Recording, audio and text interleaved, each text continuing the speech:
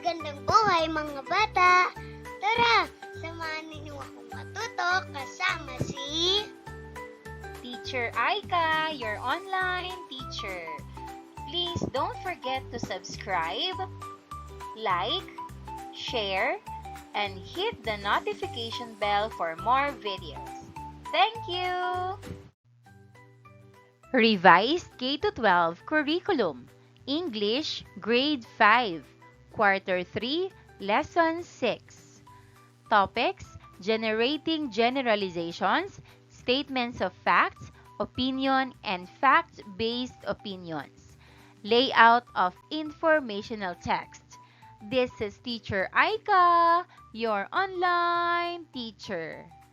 Let's start! Learning competencies and objectives. Analyzing informational text. 1. Determine statements of fact, opinion, and fact-based statements of opinions from informational text. 2. Generate generalizations from informational text. 3. Describe how layout affects the meaning of informational text. Day 1. Short review. Read each statement carefully and determine whether it is a statement of fact or statement of opinion.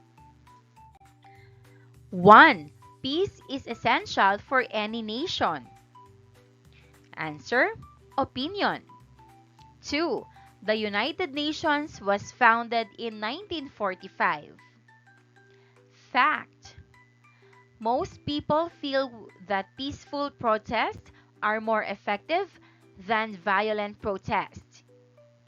Opinion. 4. Norway consistently ranks among the top countries in the Global Peace Index. Fact. 5.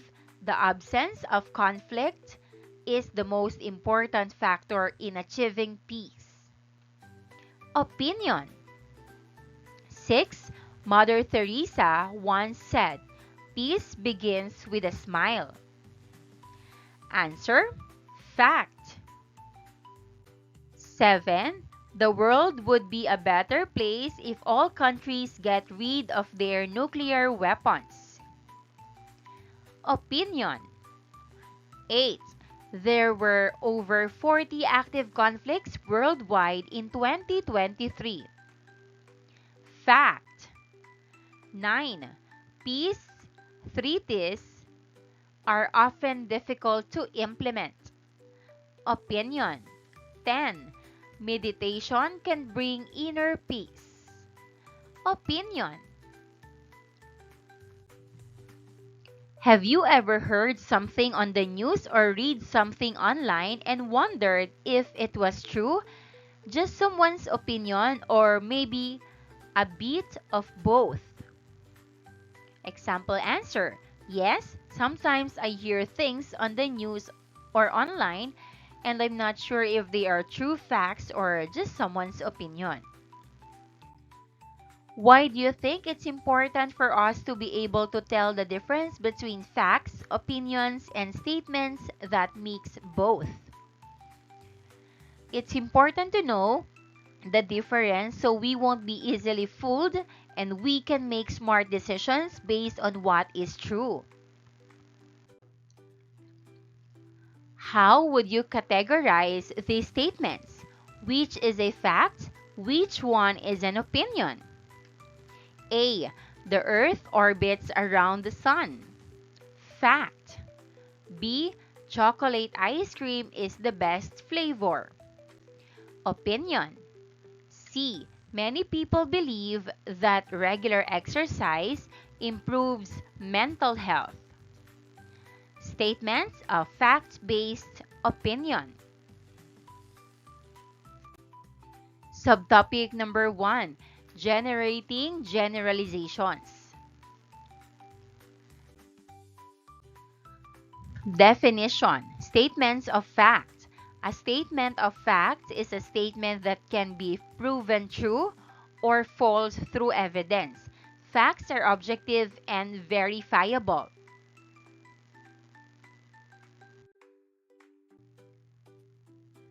Statements of opinion. A statement of opinion expresses a belief, feeling, judgment, or preference. Opinions are subjective and cannot be proven true or false.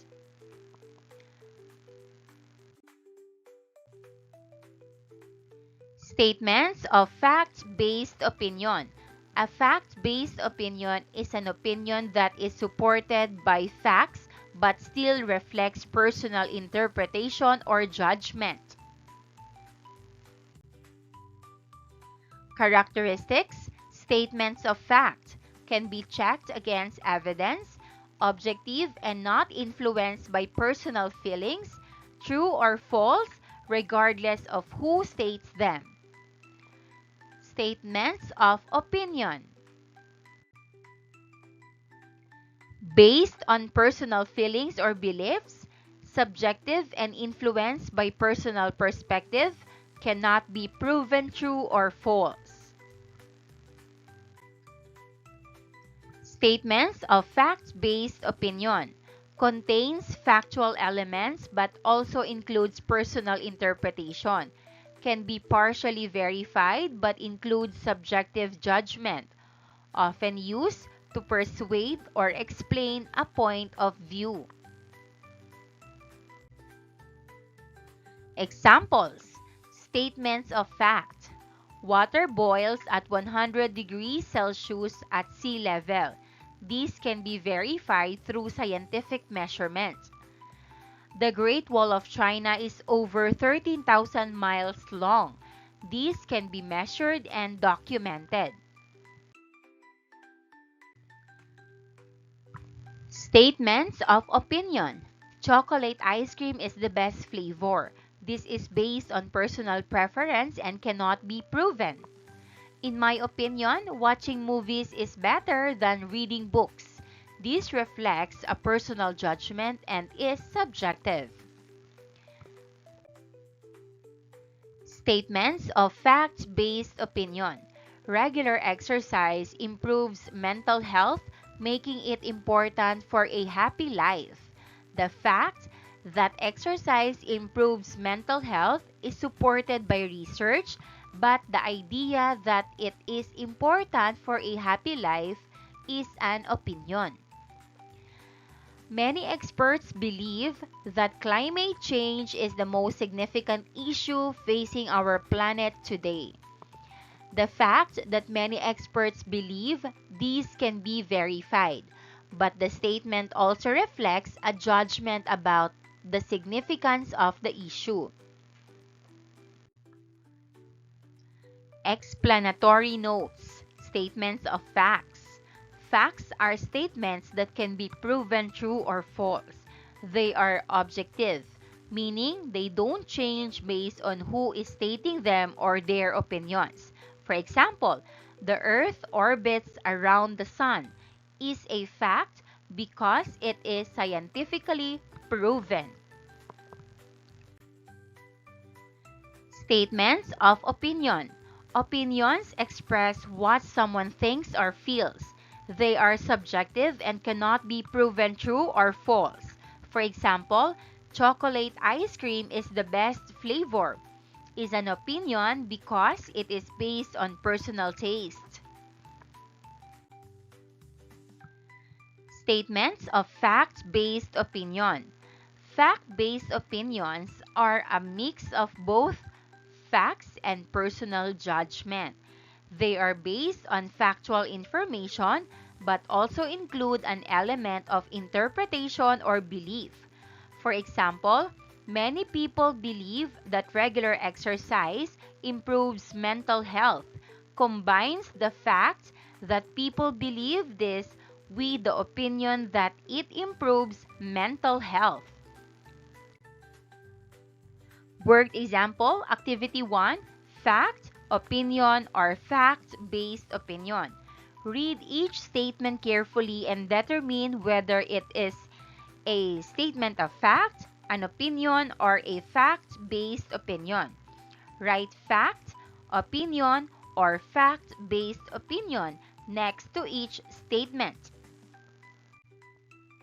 1. The Amazon rainforest is the largest tropical rainforest in the world. Fact. 2. Reading books is the best way to spend free time. Opinion. 3. Studies show that regular exercise can reduce the risk of chronic diseases. Fact-based opinion. 4. Blue is the most calming color. Opinion. 5. Many experts believe that education is important for one's success. Fact-based opinion. 6. The Pacific Ocean covers more area than any other ocean on Earth. Fact. 7. Eating vegetables is more beneficial to your health than eating fast food. Fact-based opinion. 8. Traveling helps people understand different cultures better. Fact-based opinion. 9. The Eiffel Tower is located in Paris, France. Fact. 10. Chocolate cake is tastier than vanilla cake. Opinion. Day 2. Generating generalization. Identifying facts, opinions, and fact-based opinions is an important skill to be able to generate generalizations. What is a generalization? A generalization is a statement that describes a pattern or trend based on several examples or pieces of evidence. For example, if you notice that all the apples you've ever eaten are sweet, you might generalize that all apples are sweet. But remember, not all generalizations are accurate. They need to be based on sufficient evidence. Characteristics of good generalizations. Based on sufficient evidence, a good generalization is supported by a wide range of examples, not just one or two. Not overly broad. Avoid making statements that are too broad without enough evidence. Testable. A generalization should be something you can check or verify through further examples. Markers for making generalizations. When making generalizations, certain linguistics markers can help. These words and phrases signal that you are drawing a broad conclusion. Some common markers include examples. Generally, people who exercise regularly are healthier. In most cases, students who study regularly perform better on exams. Typically, coastal areas have milder climates than inland areas. Often, younger children learn languages more easily than adults. Usually, cats are more independent than dogs. Dogs bark. Dogs wag their tails when happy. Dogs often guard their homes. Generalization. Generally, dogs are protective and expressive animals. Carrots are rich in vitamin A. Spinach contains a lot of iron. Broccoli is high in fiber. Generalization. Typically, vegetables are rich in essential nutrients. Many people commute to work by car. Some people use public transportation. A few people bike to work. Generalization: in most cases, people use various modes of transportation to commute to work. Activity number 2, making generalizations practice. Work in pairs to create generalizations based on the following sets of specific examples. Use the markers discussed. Set 1. Many birds can fly. Some birds, like penguins, cannot fly. Birds lay eggs. Broadly speaking, most birds can fly and lay eggs. Set 2. Water boils at 100 degrees Celsius. Ice melts at 0 degrees Celsius. Water freezes at 0 degrees Celsius. Generalization: usually, water changes state at specific temperatures. Set 3. Students who study often get good grades.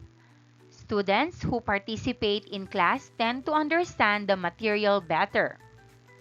Students who do their homework regularly are more prepared for tests. Generalization: typically, students who engage with their studies perform better academically. Day 3. Activity 3, making generalizations. You will be divided into small groups or pairs. Each group will work on one set of examples. Your group will receive a set of examples. Review and discuss the examples with your group. Identify the patterns among the examples and formulate a generalization using appropriate linguistic markers.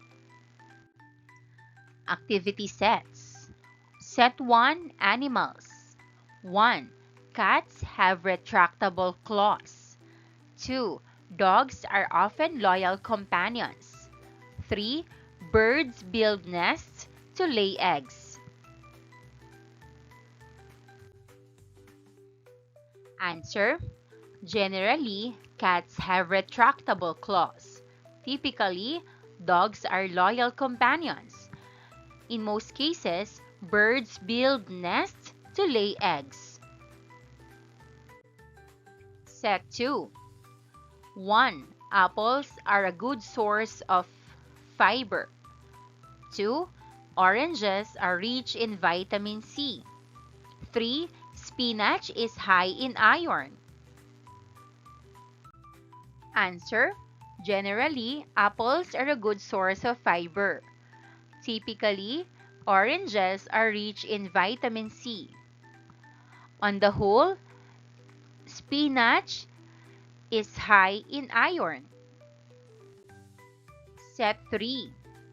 1. Swimming is a good exercise for cardiovascular health. 2. Reading books enhances vocabulary and imagination. 3. Playing team sports improves social skills. Answer: generally, swimming is a good exercise for cardiovascular health. Typically, reading books enhances vocabulary and imagination. In most cases, playing team sports improves social skills. Activity number 4, making generalizations from paragraphs. 1. Read each paragraph carefully. 2. Identify common themes, patterns, or recurring ideas within the paragraph. 3. Based on the patterns identified, formulate a generalization using appropriate linguistic markers. Example: generally, typically, on the whole. Paragraph 1, seasons. In many parts of the world, the year is divided into 4 seasons: spring, summer, autumn, and winter. During spring, flowers bloom, and temperatures begin to warm up. Summer is often characterized by hot weather and longer days. Autumn brings cooler temperatures and falling leaves. Winter is known for its cold weather and in many regions, snowfall. Generalization. Generally, seasons change the weather and natural environment throughout the year. Paragraph 2. School subjects. In elementary school, students study various subjects to gain a broad education. Math helps students learn about numbers and problem solving. Reading and writing are important for communication skills. Science teaches students about the natural world, and social studies help them understand history and cultures. Art and music classes encourage creativity and self expression. Generalization. Typically, elementary school subjects help students develop a wide range of skills and knowledge. Paragraph 3. Animal habitats. Different animals live in various habitats that suit their needs. Fish live in water, where they can swim and find food. Birds build nests in trees to lay their eggs and stay safe from predators. Lions and elephants roam the savannas, where there is plenty of space and food. Penguins live in cold, icy regions where they can swim and catch fish. Generalization. Generally, animals live in habitats that provide them with the necessary resources to survive. Paragraph number 4. Healthy eating. Eating a balanced diet is important for maintaining good health. Fruits and vegetables provide essential vitamins and minerals. Whole grains give us energy and help with digestion. Proteins, such as meat, beans, and nuts, help build and repair body tissues. Dairy products like milk and cheese offer calcium for strong bones. Drinking plenty of water keeps us hydrated. Generalization. On the whole, a balanced diet includes a variety of foods that provide essential nutrients for good health. Paragraph number 5. Community helpers. Many people in the community work in jobs that help others. Firefighters put out fires and rescue people in emergencies. Police officers keep the community safe by enforcing laws. Doctors and nurses care for people who are sick or injured. Teachers educate students and help them learn new skills. Sanitation workers keep the streets clean by collecting garbage. Generalization. Typically, community helpers have jobs that are essential for the safety, health, and education of others. Day 4, subtopic number 2. Describe how layout affects the meaning of informational text. What do you like to read when you want to learn more about something? Do you read magazines? Do you read newspapers? Do you read textbooks? Do you read articles online? What you like about reading those texts? Example answer: I like reading online articles and textbooks when I want to learn more. Online articles are easy to find and textbooks explain things clearly. A. Text structure and organization. When we talk about layout, we're referring to how the text is structured and organized on the page. For example, headings and subheadings can give us an idea of the main topics and subtopics covered in the text. They help us understand the hierarchy of information and guide us through the text. If a text has clear headings for different sections, it helps us locate specific information quickly and understand how different ideas are related. Example, imagine reading a science book where each chapter is clearly labeled with headings like Introduction, Materials Needed, Procedure, and Conclusion. These headings help us follow the steps of an experiment or understand different concepts without getting confused. Here's the example informational text.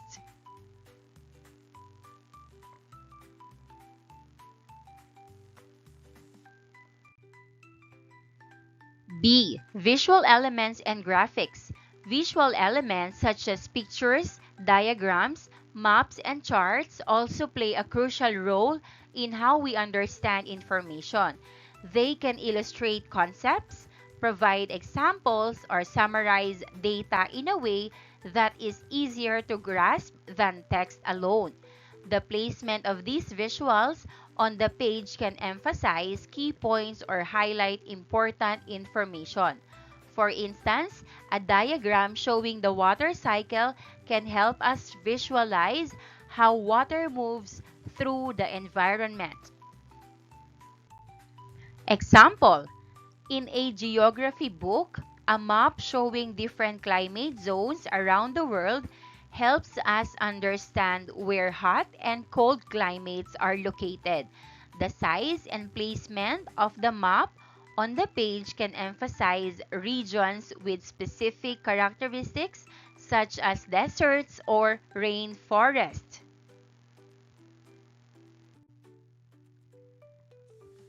Climate zones on Earth.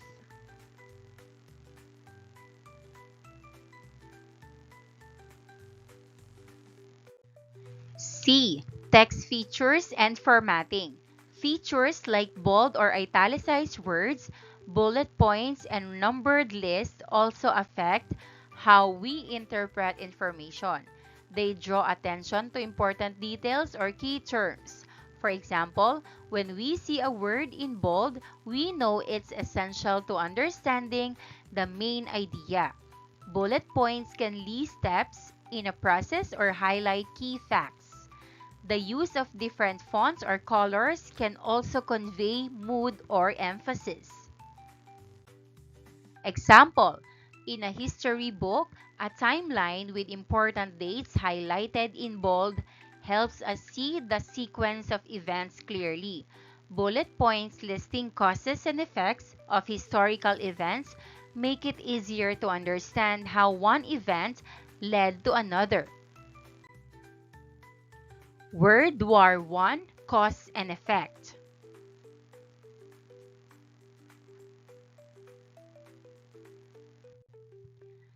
Worked example. D. Layout and readability. The overall layout of a text influences its readability, or how easy it is to read and understand. This includes factors like font size, spacing between lines and paragraphs, and even the length of sentences and paragraphs. A well-designed layout makes it easier for us to stay focused and comprehend the information. Too much text crammed together can be overwhelming, while clear spacing and shorter paragraphs make reading more manageable. Example, a storybook with large, easy-to-read font and plenty of space between lines is more enjoyable to read than one with tiny print and long paragraphs. The layout affects how quickly we can read and understand the story. Example, The Big Pancake. Lesson activity, Step 1. Reviewing a textbook page. Look at the page from a textbook with clear headings, diagrams, and bullet points. Notice how the information is organized and presented on the page. Pay attention to headings, visuals, and text features. Step 2. Identifying layout elements. What elements of the layout do you see on this page? How do they help you understand the information? Answer, I see headings, images, bullet points, captions, and text boxes. They help me understand the lesson because they separate ideas, show examples, and make the information easy to follow. Step 3. Formulating generalizations. Formulate a generalization about how layout affects our understanding of informational texts. Answer. Generally, clear headings and visual diagrams in a textbook help us understand complex processes like the water cycle more easily.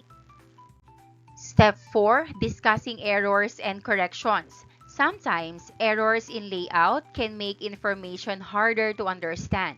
Imagine if this page had no headings or the diagram was unclear. How would that affect your ability to learn about the water cycle? Answer. If there were no headings or the pictures were unclear, it would be harder to know what the text is about, and I might get confused when trying to learn the topic. Learners' takeaways. Complete the table below with the 3 important things you learned this week and how will you use them in real life. Important things I learned this week.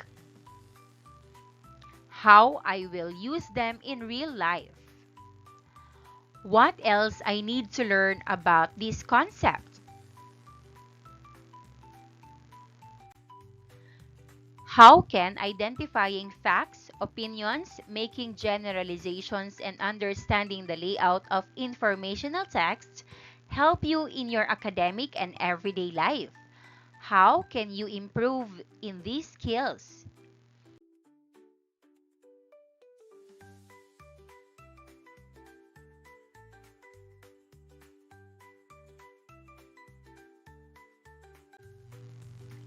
Answer. Understanding facts, opinions, generalizations, and text structures helps me better grasp information both in school and in everyday life. I can continue to improve by practicing regularly and reading more often. Formative assessment. For each statement below, identify whether it is a fact or F, an opinion or O, or a fact-based opinion or FBO. 1. Apples are a type of fruit that grows on trees. F. 2. Chocolate ice cream is the best dessert. O. 3. The Eiffel Tower is located in Paris, France. F.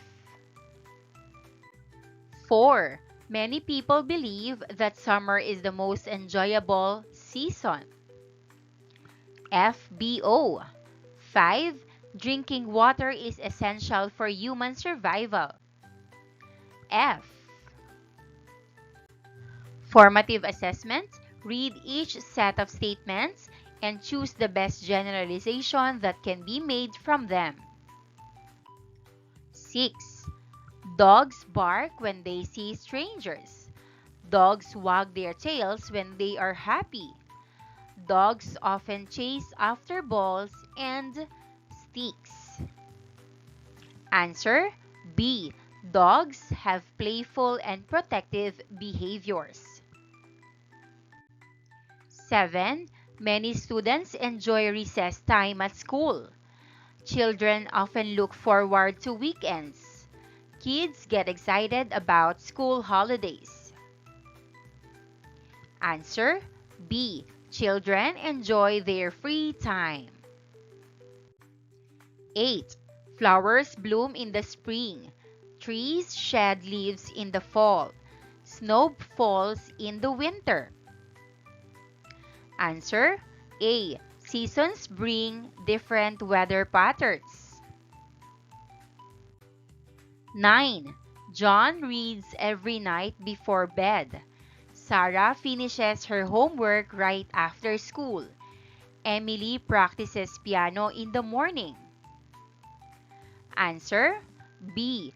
People have different daily routines. 10. Birds migrate south in the winter. Bears hibernate during the cold months. Squirrels gather nuts before winter. Answer B. Animals prepare for winter in different ways. Answer the following questions about proper layout and readability. 11.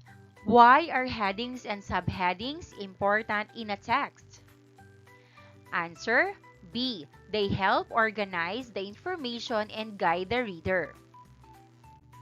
12. How do bullet points improve readability? Answer B. They break down information into manageable chunks. 13. Which of the following is an example of a visual element that can help explain information better? Answer B. A diagram or chart. 14. What is the purpose of using bold or italicized words in a text? Answer B. To draw attention to important terms or concepts. 15. Why is it important to have enough spacing between lines and paragraphs in a text? Answer B. To make the text more readable and less overwhelming.